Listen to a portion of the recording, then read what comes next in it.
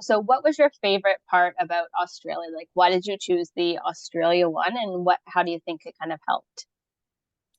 I picked the Australia trip mainly because the species that Australia has to offer, it's pretty unique compared to any other continent. And the good thing about the Walkabout Wildlife Sanctuary program is it doesn't only teach you like veterinary skills, but it also is able to teach you a lot of handling skills. And you kind of get to live the life of a ranger on a day-to-day basis, like meal prepping, the foods for a variety of different animals. And we even get to speak to the public who's coming into the Walkabout Sanctuary and give talks about a species of our choosing.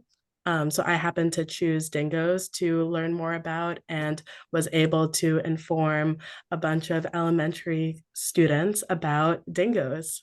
And that was a lot of fun and definitely a highlight. Amazing. That's great. And Reiko, obviously you've had a chance to work with different wildlife and stuff like that. Can you tell us a little bit about kind of the opportunities that Australia offers in terms of that unique type of wildlife and the things that might be different than what you'd be able to study here? Yeah, so I guess in my own job currently, I do see quite a lot of wildlife on a daily basis. Occasionally a few wallabies, kangaroos, a lot of birds, so lorikeets, corellas, those sort of birds, cockatoos.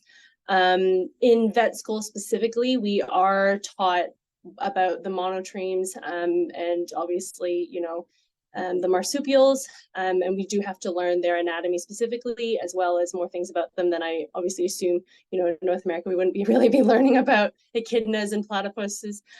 So we are having to, you do actually learn about that sort of stuff in vet school, not necessarily just in case you want to become a wildlife vet, but because even as a small, general practice vet, or as a mixed practice vet, or a large animal vet, you will be dealing with wildlife, maybe not on a daily basis, but you do have to know a little bit about them, because it is our duty essentially to treat them if the general public brings them in, and they usually do, because people are allowed to bring in the wildlife into vet clinics and stuff like that for us to treat and then send away to carers and that kind of thing. So you do have to learn, and get to interact with a few different animals, I guess, that you wouldn't normally see.